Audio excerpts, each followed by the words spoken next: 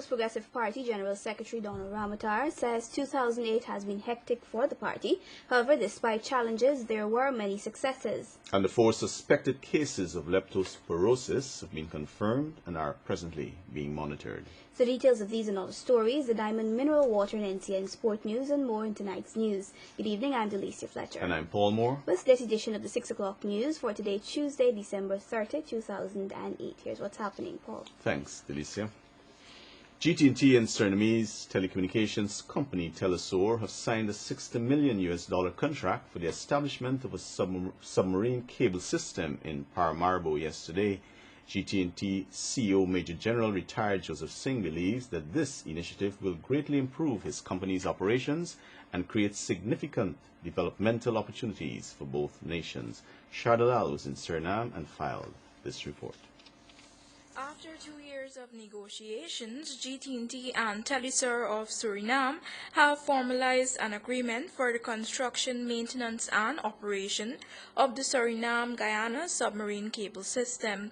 CEO of GT&T, Major General retired Joseph Singh, says this will improve capacity for voice and data services, increase bandwidth, and stimulate growth opportunities.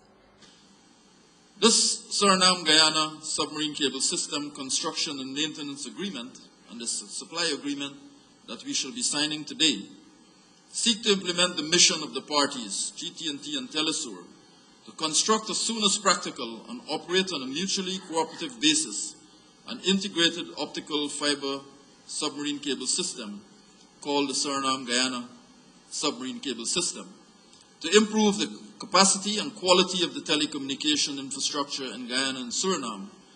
He says this is an important milestone for Guyana since the quality of a country's information infrastructure is critical to attracting foreign investments.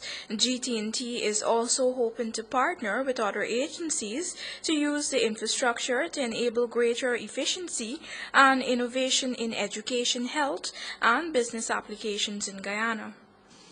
We look forward to the successful implementation of this project and pledge our commitment to ensuring a viable and successful partnership through our representatives on the General Committee and the subcommittees, and to work towards the realization of this project within the parameters as described in these agreements.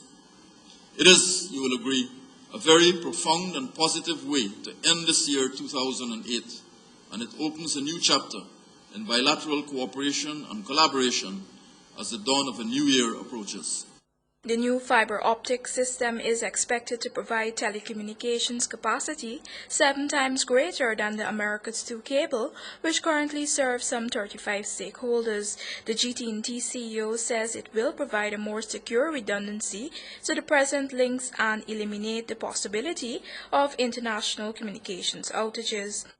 He says the bandwidth will be made available to all licensed operators in the 2 countries and costs will be influenced by the rate of returns on investment. Preparation for the submarine cable will commence next year, while the fully integrated system is expected to be completed by the first quarter of 2010.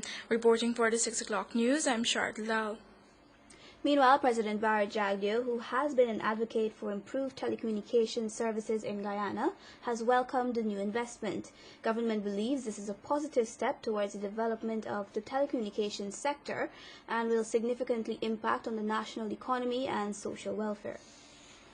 People's Progressive Party General Secretary Donald Ramotar says 2008 has been hectic for the party. However, despite challenges, there were many successes. Ramotar highlighted the hosting of CariFesta 10 and the opening of the Berbice River Bridge as some of the achievements of the PPP government this year. Edward Lane reports. Ramotar says 2008 posed many challenges to the PPP government, including a threat to national security when the notorious Rondell Rawlings gang created some of the most horrific crimes in Guyana's history. In 3 massacres, 31 persons, including 5 children and 3 policemen, were gunned down. Ramotar, however, noted that the security forces' determination brought an end to this reign of terror, and for this they must be congratulated. While commending the security forces, we wish to urge all not to be complacent. We must be watchful to prevent any outbreak of such violence again. The PPP wishes to encourage the communities to continue to be vigilant and to get involved in policing groups.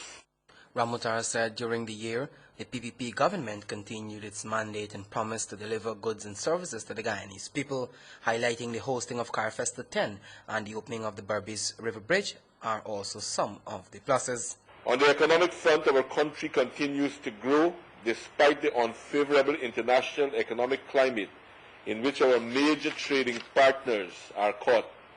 Indeed, we are witnessing one of the worst recessions in recent times internationally. In the coming year, we have to continue to be even more efficient in handling our economy to ensure continued growth and development.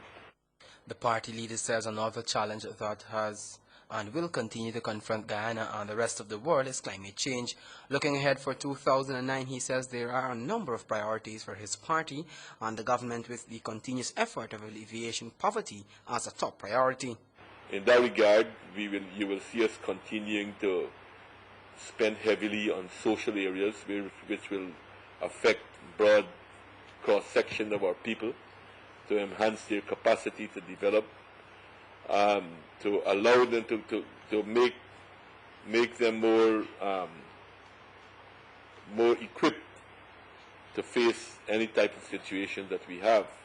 Meanwhile, Ramotara, on behalf of his party, condemned the ongoing bombing of Palestine by Israel, which he says is a clear act of terrorism.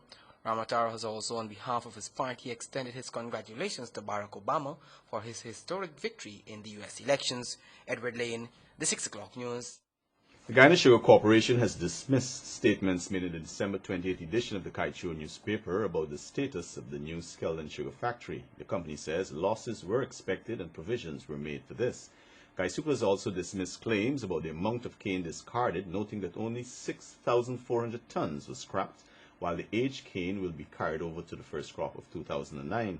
Comments made about the cane dumpers have also been deemed as incorrect, since the supply contract was awarded to an American company, while the Chinese were only responsible for installation. The cane dumpers are expected to undergo test runs early next year, and the company has expressed confidence that maximum capacity will be met.